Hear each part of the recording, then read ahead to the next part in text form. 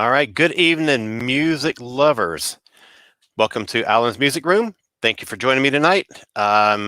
We are here going to be discussing the blues and rock and influences and all kinds of things with a local blues guitarist, Hughes Taylor. Interviewed him a month or so ago, and we just had so much to say that we had to do a part two, and that is tonight. So I'm going to have him in just 1 second. But before that, I want to talk about a couple of upcoming shows. Next week, May 30th, we are going to be doing a show all about Saturday Night Live musical guests. We just had the season 46 series finale last night. So we're going to take time to talk about all kinds of musical acts that have been on the show over the last 46 years, name our favorites, name our least favorites, the ones who were good, the ones who were awful, all kinds of stuff. And that is next week. And the week after that, tentatively scheduled, is a show about rock and roll conspiracy theories. I'm looking forward to that one. There's all kinds of crazy stories to be discussed. I've got one friend lined up who is quite an expert on the Paul is dead thing. Everybody knows about that. And he will tell you all about that stuff. And we've got other things in mind too. So that's going to be the week after next. But right now, I have got recent friend Hughes Taylor, who's joining me for an interview. How's it going? Hey, it is going very well. Glad to see you. I'm fantastic. How are you doing? Doing good. We've been super busy, so it's nice to take a minute to breathe and have a conversation. What have you been busy with? Well, we just finished a new album. Awesome. Which I'm sure we'll definitely get into tonight. But oh yeah, we recorded it in January, and I got the masters back beginning of this month, so in May, and then we are finishing up the artwork and sending it out to stores hopefully in the next couple weeks, and the release date will be July 9th. That's fantastic. So we are going to be playing a new single from you a little bit later. Yes. And that will lead us into talking about this new album. Yes. I listened to it right before we went on, and it is excellent. I'm really digging it. So last time we talked, I think we got up to about the point where you had recorded your second album. Okay. The one after that was the covers record. Is that right? Yes. Good Blues Fast. Yeah. Thank you. I couldn't remember the first word of the title, Good Blues Fast. So tell me how that came about, and what was your thought process in what songs you selected to go on the record? Okay. Well, I might actually have to refer to my blog post on some of these points because it's been a while and we've had so much going on. But, oh yeah. So we did Good Blues Fast. I had wanted to do just a straight blues album. I had a couple different. So on my first two albums, I had some just straight blues songs, and those tend to do the best of all the stuff on the album. And so I thought, well, I'm going to do an album of all straight blues, and that was my first idea. And I was going to call it just Straight Blues. Nice. And the reason I was going to call it that was because I got a letter from, I submitted Hear My Melody, the demo when I first did Hear My Melody. I think I talked about this last time. I can't remember. But if I did, please feel free to stop me. But I submitted Hear My Melody, at least a demo, to Alligator Records. And Bruce Eaglauer, I hope that's how you pronounce it, the founder of Alligator Records, wrote me a letter saying that he liked my overall feel for things. He said that I needed to work on my vocals and vocal technique a lot, but that and I quote, straight blues was impressive. And I was like, that's really cool. Yeah. So I thought, well, then I'll do an album called Straight Blues. And I still had plans to do it, but it didn't work for Good Blues Fast because of different reasons. So started getting this idea together. I had a couple of blues songs and things I was thinking of doing.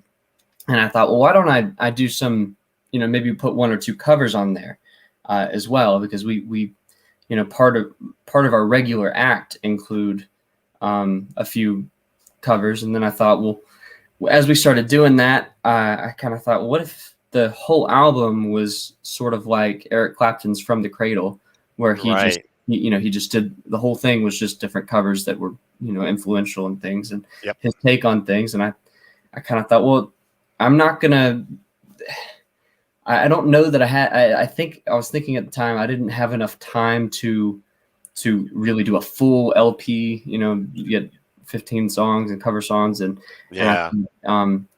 what probably the best thing that we could do would be to take the maybe 5 or 6 songs that are just the things that we play every show, the most common ones that we do, and the ones that are most influential to me of that group, the ones that have influenced me in some form or fashion over the years. And that was how we ended up doing it. We landed on Red House, Jimi Hendrix. That was it's always been an influential way on how I approach the blues. Obviously Pride and Joy, Stevie Ray Vaughan. That was one of the very first songs I learned to perform. And I'm Tore Down was our sound check song. We did every show. And Crossroads, we played Crossroads all the time, but we had a sort of a funky style that we did in the middle of it, which if you heard, what I'm talking about. And that was actually, the idea came from, I did a open jam in Athens at Nowhere Bar, hosted by Big C. And I'd do it, I think it was once a month. I'd go down and do it, but he would, when he'd call me up, almost every time, I think 3 times I did it, and every time he did Crossroads. He'd pick, he called the songs, and whenever I came up, Crossroads was one of the songs. One time we did it, he said, "We're gonna do Crossroads." I was like, "Yes, I know this one." And he said, "But we're gonna do it funky," and started the song off in this really, really fun. And I was like, "That's really cool." So we started incorporating that into our version of it, and then that became the Crossroads that was on Good Blues Fast. And then what didn't make the record was, call it a record, the EP, was Albert King's Born Under a Bad Sign. Almost put that one on there. Oh, wow. Almost put B.B. King. It was a B.B. King song. I can't remember if it was I don't think it was The Thrill Is Gone. I think it was Rock Me Baby. Okay. That was pretty influential. We don't play that one very often, and that's why it didn't make the cut. But that one was pretty influential for me growing up.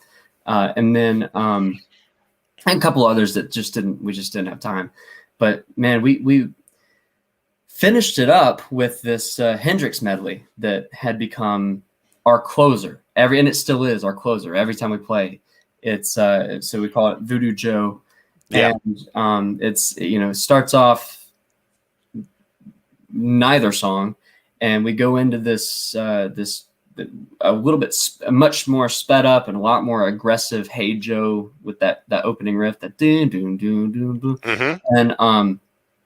And then the song morphs into Voodoo Child, Slight Return, and then we finish it off with the Hey Joe riff. But that was from the beginning. We're like, we're going to have this one on there some way, and so we did, and that was the fastest we've ever recorded anything. Oh, I was just going to say that must have been a quick one to put together, since everything you did was already so well rehearsed. Yeah, and you just went in and did your versions of all these songs.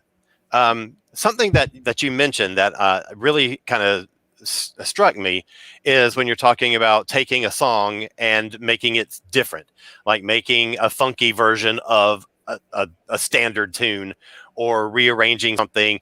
The thing that I love, I'm a big art lover. I love visual art. I love, film. I love everything. But the thing that I really, really am drawn to as far as music goes is that it's this sort of living, continuously breathing thing that can constantly be reinterpreted.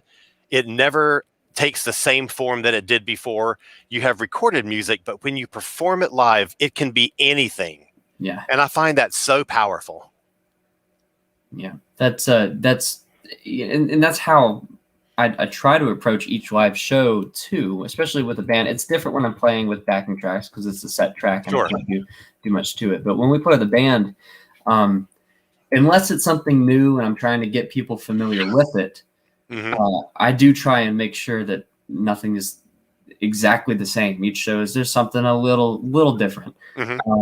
You know, I have fallen a little bit into a trap when we have several shows back to back that we kind of do the same set every time.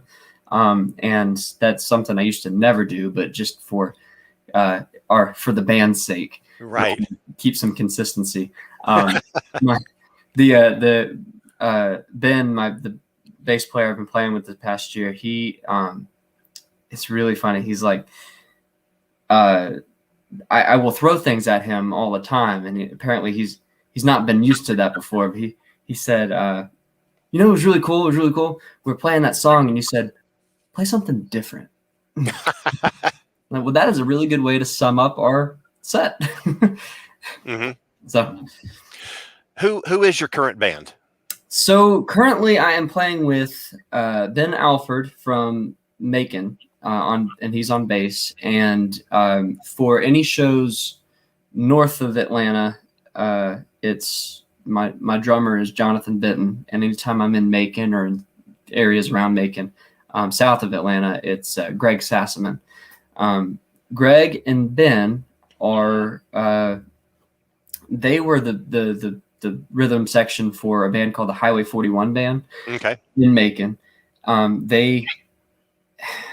don't exactly remember how it started, but they asked me to play with them, and then I kind of became a regular like Hughes Taylor and the Highway 41 Band thing. Anytime I played Macon with this group, that's what we did. And Tom Wilson on keys and Phil Palma on guitar. So it was a much bigger band than the trio that I'm used to.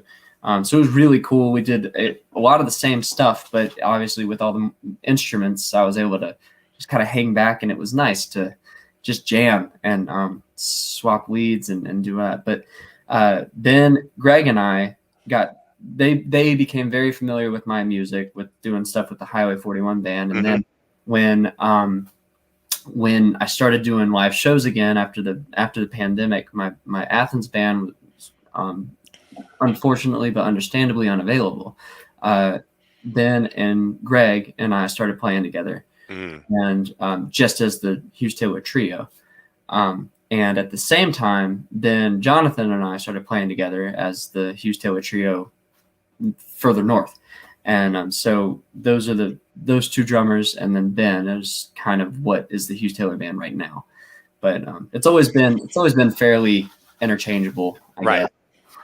So last time we talked about live music during a pandemic. You know, you did a lot of solo shows and a lot of outdoor stuff. So what's changed since in the last month or so, month and a half since we last talked? Have more live gigs with bands started popping up? It's been really, it's been great. It's been busy. But with trying to get the new album ready, it's been I sort of haven't even.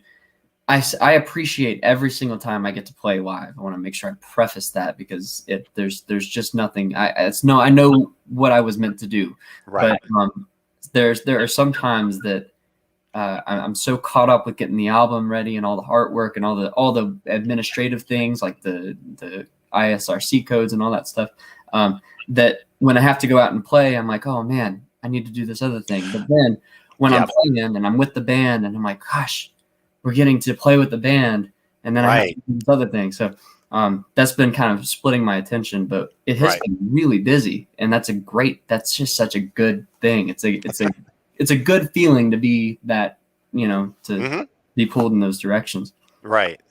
Let's jump tracks a little bit and talk about your European trip. Okay. Yeah. So how did that come about? How many shows did you play? And during that time, you recorded your first live album. Yes. Yeah, that's exciting too. So we opened for Heather Finley in the UK. So it was just in the UK, Scotland, and England. I had met Heather in 2019, I think it was. no, 2018, around Halloween 2018. She had, I had been asked to run sound at he sort of is my manager. He asked me to run sound for this private event that he was putting on, and he was having some of his favorite musicians come and play. And Heather and Angela of Odin Dragonfly, and also of Mostly Autumn fame, are just an incredible duo. They were one of the groups that I was running sound for, and getting to know them and running sound and all this sort of stuff, we just kind of got to know each other. They saw me play guitar a few times, just even during, like, I was sound checking their lines and things. And so Heather remembered me when she came back. She came in 2019 to be to the She Rocks event in Nashville. She was being honored for something and performing, and asked me to be her backing band. She had a few shows and asked my band if we would back her. That's cool.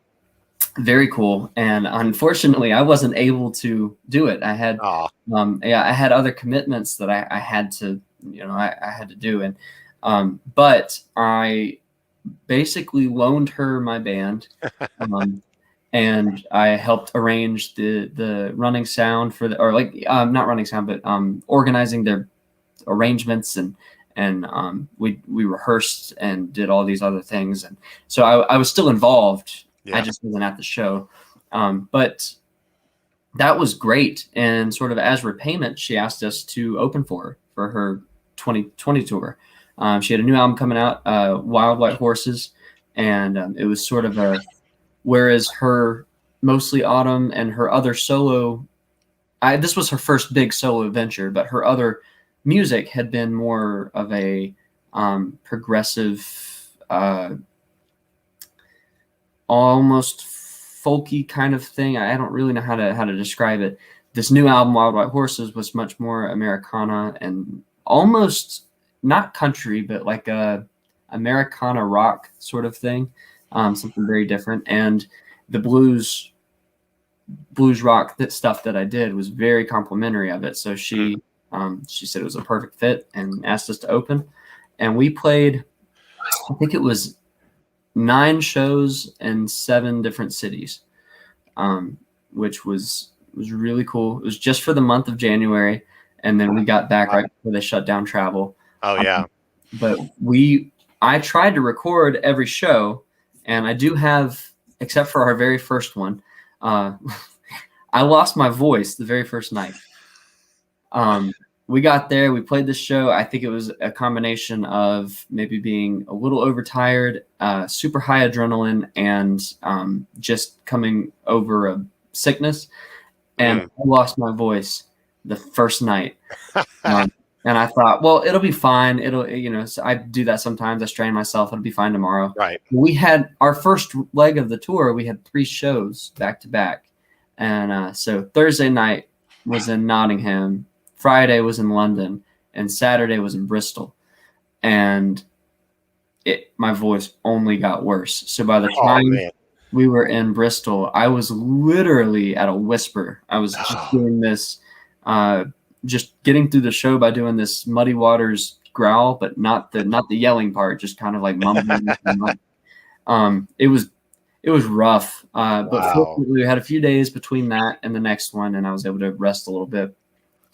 But we didn't get any good recordings until the last 3 shows of the tour. And the last 2 were what the CD became, made the CD. So half of it was from, it's called Oran Moor in Glasgow, which was really cool venue. It was like this old cathedral that they turned into a music venue. Wow. And then the last show was the Robin, and that was in Wolverhampton. So those are the 2 shows that made the CD. Had you been overseas before?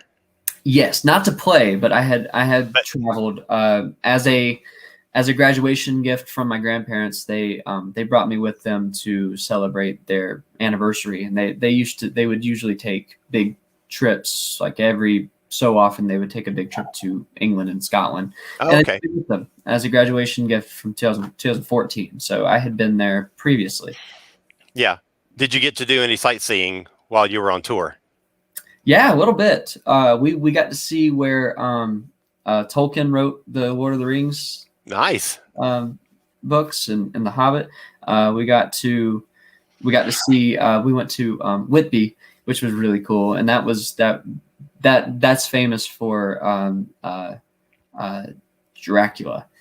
So they had a bunch of Dracula memorabilia and stuff. That's where he landed. You saw his basically his perch on the giant cliffside there, and we got to so some things like that. We didn't see the normal sightseeing things, so we didn't see anything in London like Big Ben or Yeah. But who we were touring with, they said it's not worth it. It's Right. Man, see the interesting stuff. Save Big Ben for some other time. Yeah. It was and it was great. We got to really enjoy all the things. All right, so let's talk about this past January. You go into a studio and record a new album. Yes. I want to know about the songwriting that led up to that. Okay. I'm also curious to know, when you go into a studio, how prepared is the material? Do you come in with everything worked out, or are you let's see what happens in the studio and catch, some spontaneous magic or something? So normally it is the latter. Okay. When I did Hear My Melody and Restless, I recorded both of those from home. I had all the time in the world. Right. So it is always just let's see what happens. And usually, the more spontaneous it sounds, the better I feel about it. But in this case, I had to have a lot less of that because we had I was paying for studio time at a professional studio, and it was not inexpensive. I'm sure it's not. I mean, we're talking about a kind of an important studio. Yeah, we had all I could afford and all that they had open, and it was we were very lucky that we were able to go in when we did, because they've been booked up ever since. So they had this very small window. I had 3 days to go in and record 11 songs. Holy cow. And so there was not a lot of room for not knowing what was going to happen. Right. And unfortunately, we didn't have a lot of time to rehearse either.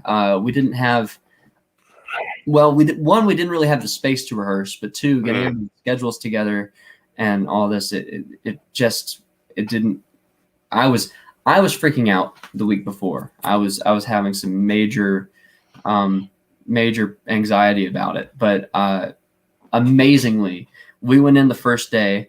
We had a little bit of a slow start. I had two drummers for the recording sessions. Greg, who was based in Macon, and he was going to do the blues songs, the straight blues songs, because he's already familiar with that, and we had been doing some of that throughout the year and stuff, and he did a great job. But it was a little slow starting, and I knew it was going to be. Like, though one of those things, it's like, I knew this was going to happen. I kept trying to tell myself to stop saying that, to get, but because, when when everything is ready, you still have to get the talk back thing right. And, when you start playing, if you mess up the first couple of times you mess up and have to redo something, you kind of have to reset everything. Where once you're in like the 9th, 10th song, when you go to restart, you're able to pick it up a lot better, because you're loose and you know where you're in the song and all this sort of stuff. So I knew it was going to be a little slow going, and fortunately, I had allotted that time for any sort of mess ups. And then we knocked out, after the first 2 songs, we knocked out the rest of Greg's songs super quick. Wow. Jonathan was able to get there early, and he recorded 11 songs on the track. On the album, Greg did 3 or 4. So then Jonathan did his 7 or 8, and like just a few hours, he was able to come in. So he had been, that was huge, because I was thinking it was going to take 2 days to track the rhythm, and then because we were doing it live. We're doing it live in studio. That was going to be my next question. Yeah. Okay. We were doing it live in studio, and I had to get the drums, the B3, and the rhythm guitar parts at the same time. And I wanted bass too, but fortunately, what we decided to do was just direct the bass, like just do direct in. So there were no amps and it wasn't loud, so there was no bleed through with that. But I still would have liked to, because the performance needs to be there. And we did. I mean, we knocked out 11 songs on the first day to get the rhythm tracks, which was fantastic. That is incredible. I could come back in the next day and get all of the guitar solos, the little extra things that we had a lot of Rhodes and Wurlitzer. So the second day we did the extra keys with the guitar so that we could do a back and forth, make sure that we were, playing together and that sort of thing. And then the third day was my vocal day, and that was a nightmare of a day. And just because by the end of the day, I had no voice left, and I ended up not using probably 80% of what I did that day. So it felt like a waste, but it wasn't a waste because I was able to figure out how to sing things. Rob Evans was our engineer. He's amazing, and he was so helpful with, like, maybe you should try singing it this way, or he was just, without him, I don't know how we would have been able to do it so smoothly. Wow. But, yeah, that was quite a feat being able to do that. So, wow, that's amazing. All right, so we've got a song to play, which is first song from the new album. Yes. Set it up for us, and then we'll run it. Okay. So, Prettiest Thief is it's the second track on the album. I wrote it when Evie, my wife, was she was away in Tucson at one of her gym shows. And I literally I couldn't sleep, just decided to put on my shoes, and I went for a walk downtown. It was midnight. And then this song, because I've been sitting on this riff for a while, song kind of, the melody fell into place and the lyrics fell into place. I came back and I finished the song after this midnight stroll. And became Prettiest Thief. I love the solos on it. All the solos are one take. So my guitar solo was one take, the bass solo one take, and then he knocked it out. And then Tom, he did the organ solo, but it was a last minute decision to do that full pause, which you'll hear. And I'm so glad we did, because he just comes in and it's great. So I'm a big fan of bass solos, and not a lot of artists allow a bass player to have a solo. So when I heard that in the song, I was very excited about it. Awesome. All right, so let's play it. This is Prettiest Thief by HUGHES TAYLOR.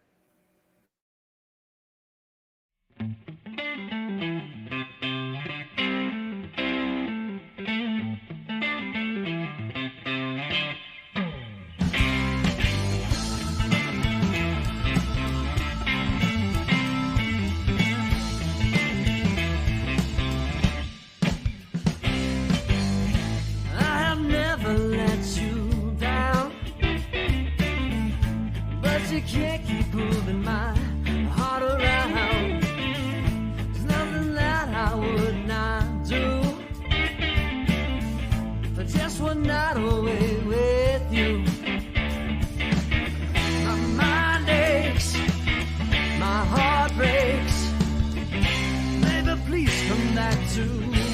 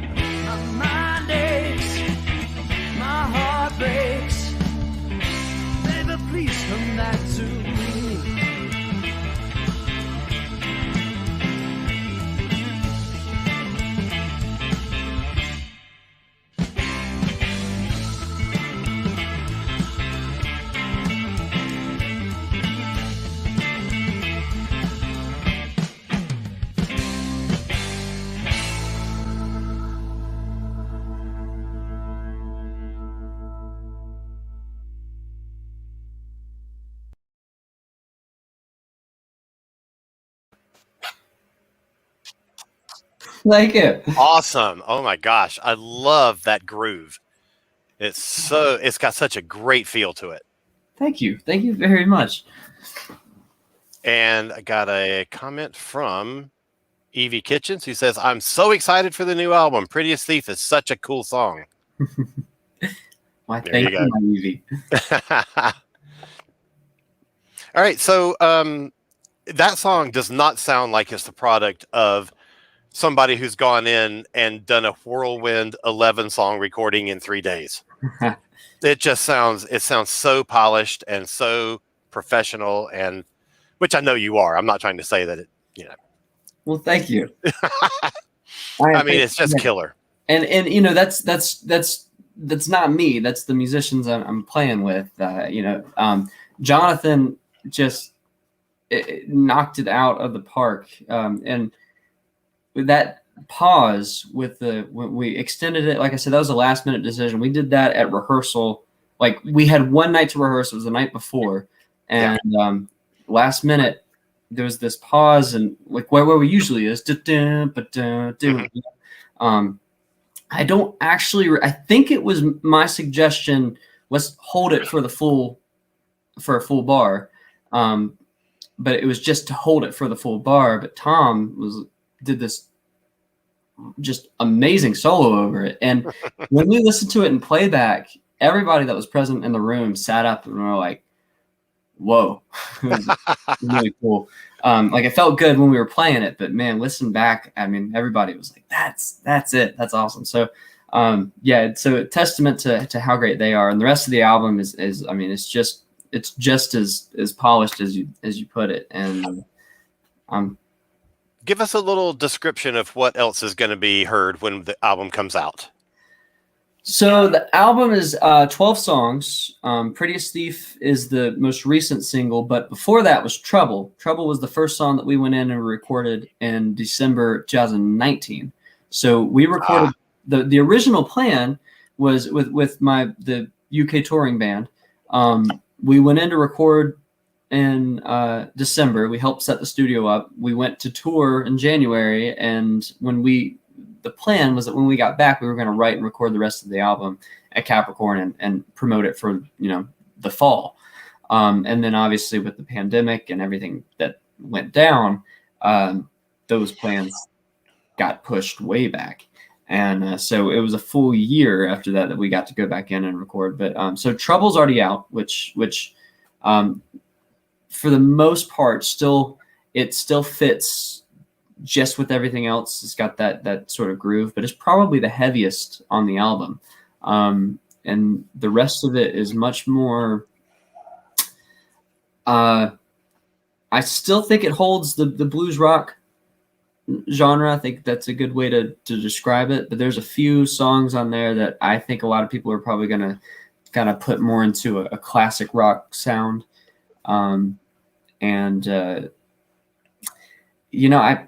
I really don't know how to articulate what what I'm hearing, but I think people are going to like it though. This is definitely the best the best music I've ever put down, for sure.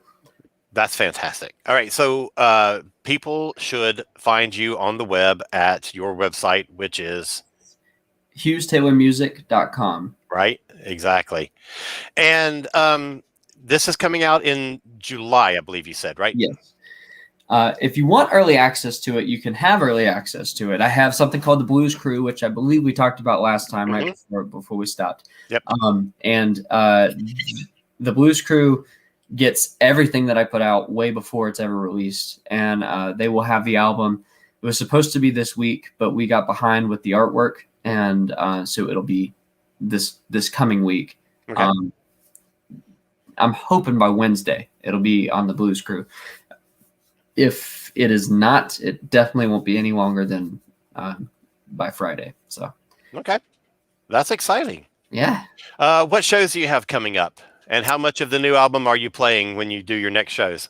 So we did a special show at Canopy and the Roots in Dahlonega where we played almost all of the new stuff. Oh, wow. So we're kind of sprinkling them in on the other shows. the next time that we have a big show, so I have to look at my calendar because I can't remember off the top of my head. I'm in Cartersville. I've got 2 solo shows and a band show this week. I'm in Cartersville on Friday. I'm in Macon on Saturday, and then I'll have the band with me at Feather's Edge Vineyards and Ball Ground on Sunday. The following week, we will be in Macon again. But the next big show where we're going to be playing a lot of the new stuff, June 18th. We actually might even be releasing another single, June 18th. In Macon at Society Garden. We're gonna have Tom Wilson with us on keys. He's our keyboard player on the album. So that'll be exciting. And then potentially again June 19th at Feather's Edge again in Ball Ground. Fantastic. All right, so I asked you to put together 5 albums that are influences on your life, your playing, your songwriting, whatever. And I believe you came up with 10. Yeah. So good job. I had a hard time making decisions. Oh, well, that's all right. So let's start with your first pick. And it can be the 4-parter. It can be whatever you want it to be. What's the first thing that comes to mind when you think of the thing that is influential on your playing and your career? So I went with a pretty obvious one that I think most people would have guessed. Yeah, right. Couldn't Stand the Weather. I mean, obviously between this and Texas Flood, it's hard to go wrong as far as my influences go. But Couldn't Stand the Weather was, this album, it starts. I mean, the whole side A, the Scuttle Button all the way through to Voodoo Child is just. I mean, there's so many things in there that I could do. I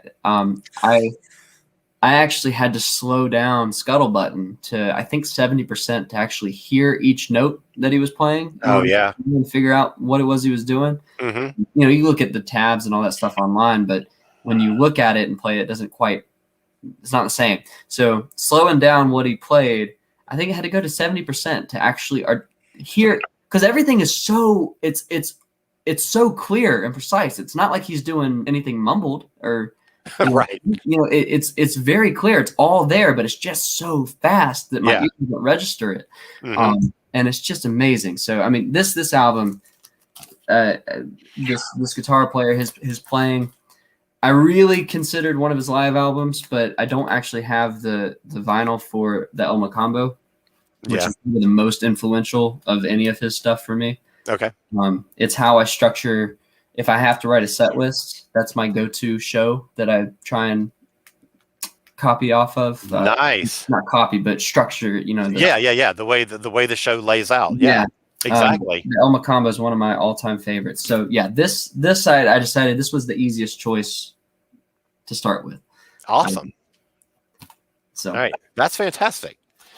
All right, so I've got I kind of you can see where kind of my influence came from.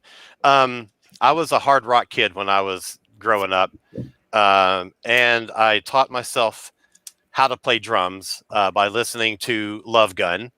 So Peter Criss was, kind of an influence on me. But around 1980, Peter Criss left the band, and a new guy called Eric Carr came in, and I liked him immediately. And then in '83, this album came out, Creatures of the Night, which has got a weird glare on it. And this album really shaped the way I thought about playing drums.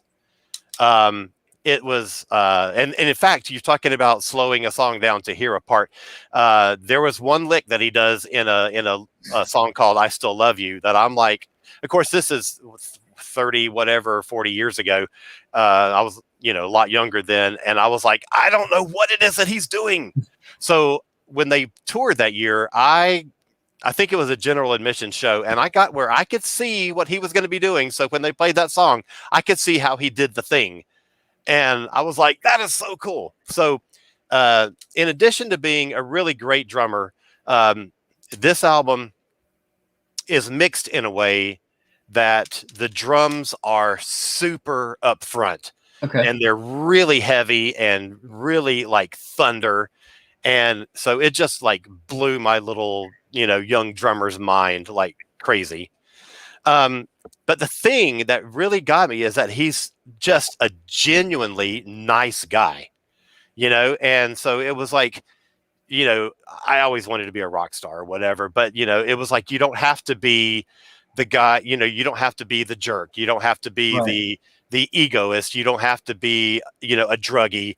You can just be a nice guy and attain that sort of level of success. And so he was influential on me, both in my playing and in wanting to be a good person. Yeah, that's awesome. Yeah. So what's your number 2? All right, so this is where I'm gonna have to start making some decisions. I think If you find a way to thematically group them, that'll count. Right. Yeah. I think I'm gonna go with this one. This is, I don't know if it's a surprise or not, but this is one of my all-time favorite live albums. Oh yeah. Is Okay. One More from the Road from the Fox Theater in Atlanta. Yep. It's the first time Steve Gaines was ever put to record. Who is one of my all-time favorite guitar players as well. This album, I don't know how many times I listened to, but the overall feel of the way it's mixed, the way that the bands, the everybody has their spot and all that stuff. The whole live aspect of it is great. But the thing that probably is my favorite about this album is Steve Gaines. The work that he does is so subtle, but it's so important to it. I love Leonard Skinner. It's one of my favorite bands. So I don't know if that's a surprise or not to some people, but they're even like the things that I've been so familiar with, the studio albums and all this stuff. I can tell everything that Steve Gaines is doing because he's adding something that has never been there before. And it started with this album. And it was between this one or Street Survivors that I was going to say. Because his solo work on like That Smell, for instance, or Ain't No Good Life, it's just so good. So anyway, this one, this just barely beat out Street Survivors and the Allman Brothers live at Fillmore East. I wanted to do a live album, and those two are pretty up there. So Street Survivors is not live, but yeah. So this is my second one here. I think as far as influences go, just I don't know, something about this album, the way that everybody's stage presence. Obviously, I'm not watching them, but just listening to how they step up or the way that they do things that they're not actually soloing, but the little things that they do that just add to the music. Yes. It's just so subtle, but necessary that I just love it. So yeah, that's probably second there. I almost had a live album in my picks too, because of the way that it demonstrates how much music can change from the studio to when you get it in front of people. And you start playing with arrangements and you start changing the way a part is played. Right. Or when a new member comes into a band and the way that they reinterpret what the song has always been. I find that stuff so exciting. I just love that kind of stuff. So my next one is another drummer record. Okay. Peter Criss and Eric Carr were my first influences. The second influence, of course, was Neil Peart. Yeah. And I remember I was a big Kiss kid, and I loved that my family hated him. So it felt a little rebellious. But then they sort of like slowly got around to it and, like gave me Christmas presents that were all Kiss related. And I'm like, well, this is boring. So then I came across Rush and started playing that, and they hated that. So I was like, okay, found my new favorite. But the thing that really got me was that I'd never heard a drummer like Neil Peart. Right. He almost approaches it as if he's a composer. He arranges his parts. He's very thoughtful in the way that he does it. but he's also a lyricist, and I'm a writer, and he was an enormous influence on me first wanting to be a drummer who wrote lyrics. And from that, I got a real love of writing, and have just written. I've published a few books, and I've written lots of essays and reviews and all this kind of stuff. And it all comes down to Neil Peart. Yeah. So the one that I picked is Permanent Waves. All right. Because it's even though I'd heard two prior to this, a friend loaned me Fly By Night, and then 6 months or so later, another friend loaned me 2112, and those records, especially 2112, blew my mind. But this is the first one that I bought with my own money, and so it's like sort of the start of my like passion for Rush. So Permanent Waves, 1980, just floored me. The way that Neil's lyrics on this album are so poetic. Yeah. So I was just so inspired, not only by his playing, but by his writing too. You can be a drummer and not be the dumb one in the band. Right. You can be the hyper intelligent one and still be a monster drummer. Yeah. All right. Number 3 for you. All right. So this is where it's going to start getting really hard. I wanted to include this one. This is a new one. And it's the only newer thing, but the Attack and Release was this album is going from I think Magic Potion was before this, but Magic Potion and beyond before that, I love all of it. The Black Keys are amazing, but this album, the first time that they stepped outside of their just duo thing and they brought on other players, and they've got the I think Danger Mouse produced this one, but the way that this one feels, it feels old and new at the same time, has been a huge influence on the things that I do, because I want all of my things to sound like they could fit in either 1970 or 2020, Yeah. And that this is influential because of the production, I love the music on it, but the direction that they took was really influential. That you can have something that sounds old and new, and they nailed it with this one. And of course they do on Brothers too. But this album just has still has a blues rock feel to it, and it's just so good. So yeah, they're super cool. Yeah, like them a lot. In fact, I was planning to ask you what current bands you dig, and so now I know at least one of them. Yeah, the Black Keys. The Black Keys, the Sheepdogs, and you could probably throw Gary Clark Jr. in there. Really, that's about it. And then, yeah, as far as new stuff goes, and right. I have there's some those are the big ones, and then I have some like friends that I listen to all the time, like Magnolia Moon from Macon. I listen to all the time. They're so good, and smaller stuff. But as far as like the big guys go, yeah, that's the only new music I've liked in the past I don't know how many years. Wow. So. All right, so my next one. From Rush, the next natural step was to Yes. And I have become, over the last 40 years or whatever, just a monster Yes fan. Okay. And the first one that I was given as a Christmas present was a greatest hits album called Classic Yes. It's got, a smattering of their big songs. They were never like a hit single kind of band. In the 70s, except for Roundabout, that did really well on American radio. Other than that, so none of these songs I really knew except for Roundabout.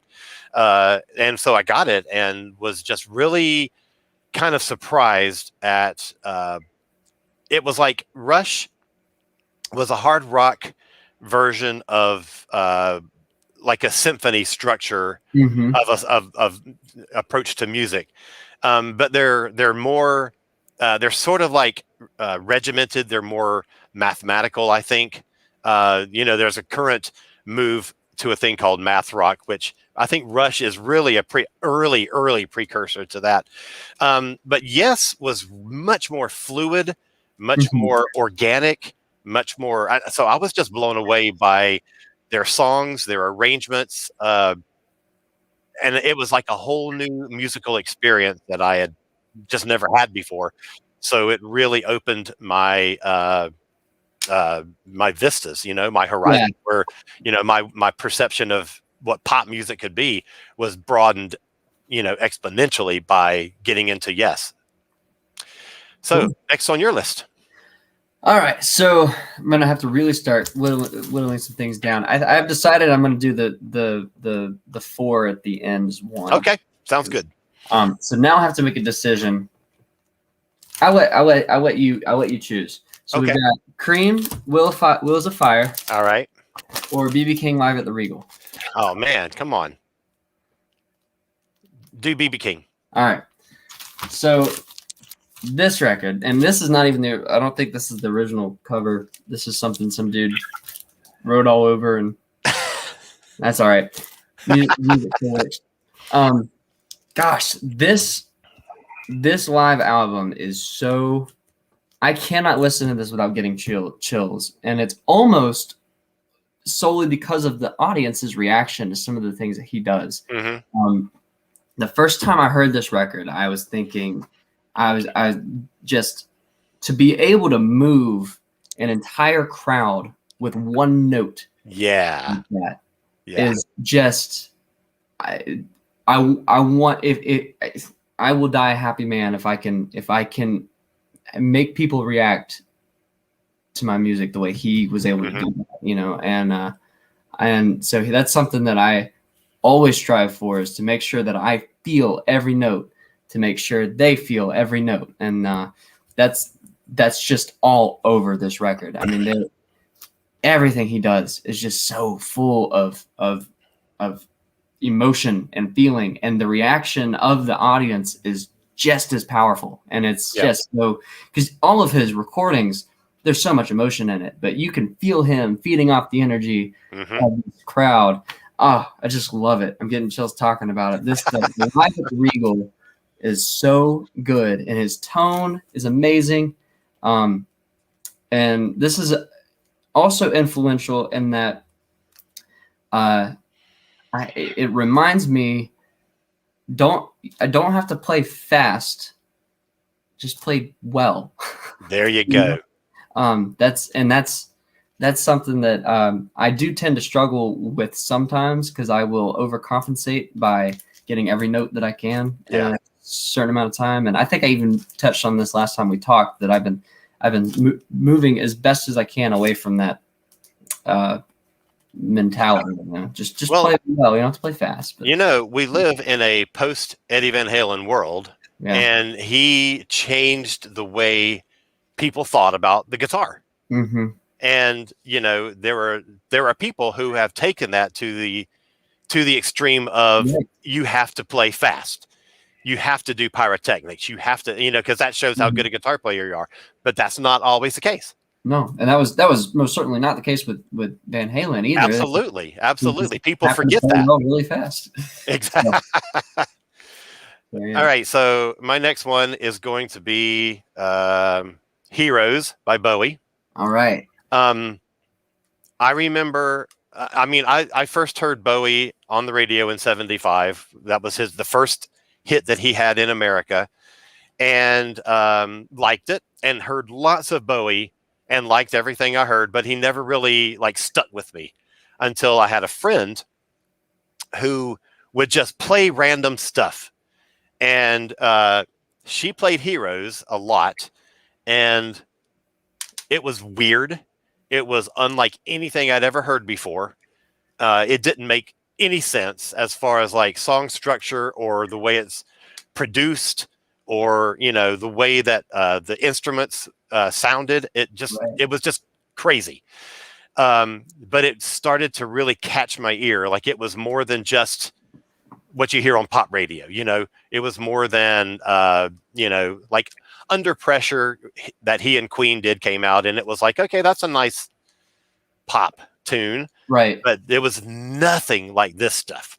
And the first song on the album, Beauty and the Beast, just blew me away.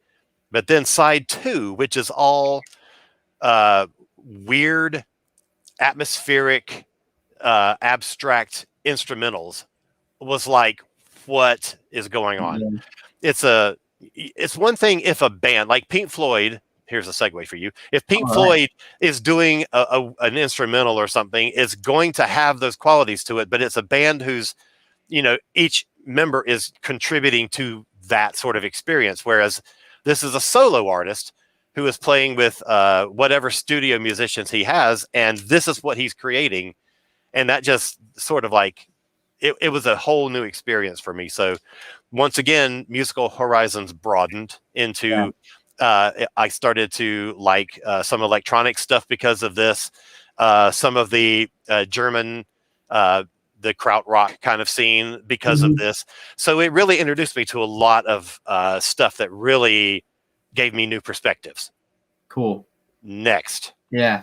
All right. So I couldn't choose. I was talking with Alan before we started. I could not choose between my 4 favorite Pink Floyd albums. So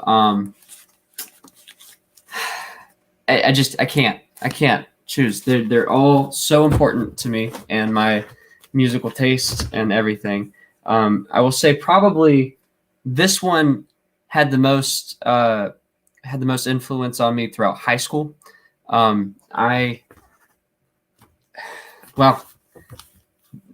Yeah, they all did. I can't pick one.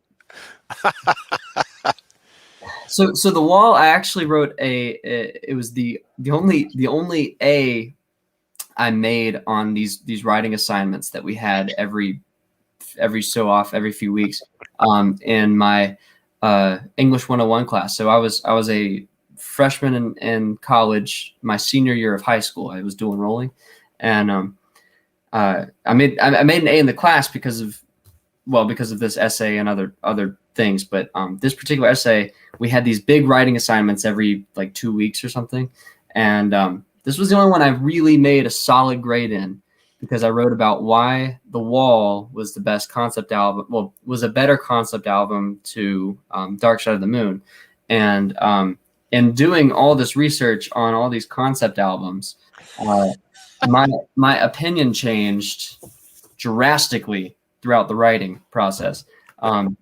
So I guess it's not in there. Wish You Were Here. This one, oh God, this one right here. This one means a lot to me because it's the first record that my wife and I listened to together. So that's special. Metal, with the first time I heard Echoes. Oh my gosh, my mind was just blown that 4 people could do this sort of thing. This I had never heard anything like it. And anyway, so it's hard for me to choose between these. The Pink Floyd just in general has been such a big influence because of the songwriting, almost solely attributed to Roger Waters, but the guitar playing. Again, David Gilmour is another one of those that reminds me every time I listen to his stuff, don't play fast, don't play aggressive, just play well. And all of his guitar work on oh my God, Animals especially is just like, it's raw. It's so, his control is amazing. So it's hard for me to choose between these 4. Dark Side is not in this group, and I saw that. I noticed that. That was not any particular reason other than I don't have the vinyl ready to grab. It's in a frame, and I didn't feel like going. Oh, sure. But it's also, as much as I love that album, didn't have as much of an influence as these other 4 did. Interestingly, I mean, it's up there with my favorites. In fact, when I was writing my essay, my opinion changed from The Wall to Dark Side, which I was trying to make an argument against. Right. And the same with Animals, because I started getting into that. So, but as far as influence goes, specifically the guitar work in these 4 have been so so influential on me. His control on his stuff. Not that he doesn't do that on all of Dark Side of the Moon, but there's a little more. It's a little more. I don't know how to explain. It doesn't stand out as much, I think, as it does on these. But yeah. So, yeah, I had to do all these in one. I couldn't pick. I mean, you can't argue against any of those. Wish You Were Here, I think, might be my favorite. Yeah, I just love that album so much. All right, so we are right a little over an hour. You were such an easy guy to talk to. So tell us once again, the new album comes out in July, and the album is called. It is called Modern Nostalgia. Nice. Yeah, I mean that really fits the style of what you were talking about a minute ago. You know, with the Black Keys, do something that sounds like it's from 2020 and from 1970 at the same time. Yeah, that's what we were going for, and I think we nailed it. Especially because we were able to record at Capricorn, so the room is exactly the same as it was in the 70s. Yeah. We recorded like all the key parts were on vintage instruments. I played a mix of vintage guitars and new guitars. The whole album is just there's new and old all over it. So right. Your website is HUGHESTaylormusic.com, and if you sign up for the Hughes Blues Crew, you can get early access to the album this week. Oh, that's fantastic. All right, so everybody be on the watch out for Hughes Taylor's new album, either this week through the Blues Crew or in July. Yes, so sir. Thank you so much once again for joining me. Thank you. I really have enjoyed having conversations with you last time and this time. Wait. One last comment just snuck in. Evie is pointing out early access to Hughes' new album on the Hughes Blues Crew with a link for those who are watching and can click the link. Thank you, Evie, very much. Thank you very much. That is my beautiful wife helping me. Oh, look at that. Well, it's a pleasure to sort of meet you, Evie. I hope you're having a great night. And so anyway, thanks so much for joining me. Great. Oh, hold the phone. Who's Chloe says, can't wait to hear it. All right. Awesome. All right. Thank you, Chloe. So thank you so much for joining me once again. Yeah, it's been a pleasure. It always is. And everybody watch for the new album. Have a great week. Be kind to each other. I'll be back next Sunday night with a show about Saturday Night Live musical guests, and we will see you then. So everybody, take care.